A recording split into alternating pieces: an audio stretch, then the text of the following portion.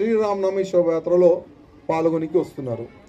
కానీ ఈ శోభయాత్ర అంటే ప్రతి సంవత్సరం చాలా శాంతిపూర్వకంగా మన శోభయాత్ర మనం తీస్తున్నాం. ఎక్కడ కూడా చిన్న కొట్లాట కాకుండా మనం శోభయాత్రని తీస్తున్నాం.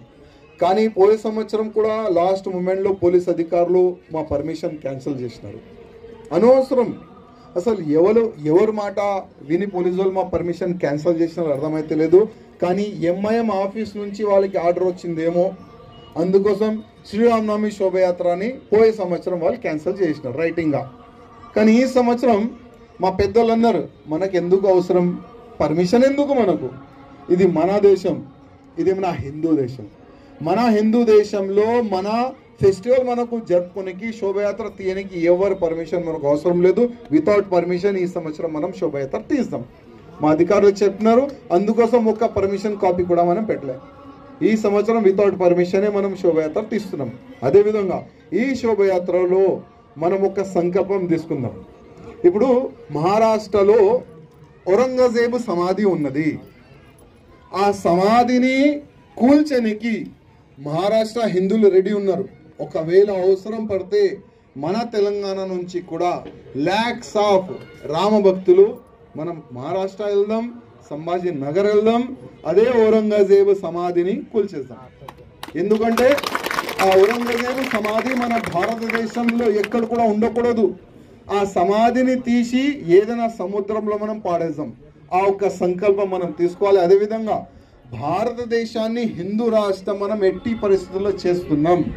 ఎందుకంటే నెక్స్ట్ ఈ ఎలక్షన్ అయిపోయింది కదా, మూడోసారి ప్రధానమంత్రి మోదీ గారు అయిపోయినారు కదా. ఇప్పుడు మోదీ గారికి మనం చెప్దాం, మోదీ గారు 4వ సారి మీరు ప్రధానమంత్రి అవుతున్నారు. కానీ మీ ఎలక్షన్ మేనిఫెస్టోలో ఒక అంశం పెట్టండి, కాశీ మథుర, దాని తర్వాత భారతదేశం హిందూ రాష్ట్రం చేస్తాం. అది కూడా మేనిఫెస్టోలో వేస్తే చాలా బాగుంటుందని మనమందరం సోషల్ మీడియా పరంగా మోదీ గారికి రిక్వెస్ట్ చేస్తున్నాం. ఎందుకంటే వచ్చే ఎలక్షన్ నేను ఛాలెంజ్ చేస్తున్నా, వచ్చే ఎలక్షన్ కాశీ మథుర హిందూ రాష్ట్రం దానిపైననే జరుగుతుంది. మీరు చూస్తారు, అందరు కూడా చూస్తారు.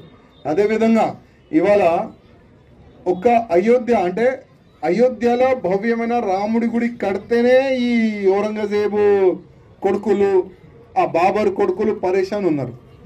ఇప్పుడు ప్రారంభమైంది రామ మందిరం తర్వాత కాశీ మథుర తర్వాత ప్రతి ఒక్క మా గుళ్ళు పలగొట్టి వీళ్ళు ఎక్కడెక్కడ కట్టినారు కదా ఆ బాబరీ మసీదు, ప్రతి ఒక్క బాబరీ మసీదు కూల్చి భవ్యమైన మన గుడి మనం కడుతున్నాం. ఆ సంకల్పం కూడా మనం తీసుకుందాం.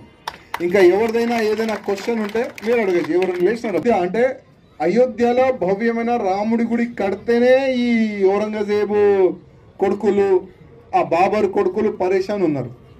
ఇప్పుడు ప్రారంభమైంది రామ మందిరం తర్వాత కాశీ మథుర తర్వాత ప్రతి ఒక్క మా గుళ్ళు పలగొట్టి వీళ్ళు ఎక్కడెక్కడ కట్టినారు కదా ఆ బాబరీ మసీదు, ప్రతి ఒక్క బాబరీ మసీదు కూల్చి భవ్యమైన మన గుడి మనం కడుతున్నాం. ఆ సంకల్పం కూడా మనం తీసుకుందాం. ఇంకా ఎవరిదైనా ఏదైనా క్వశ్చన్ ఉంటే మీరు అడగచ్చు. ఎవరు లేచిన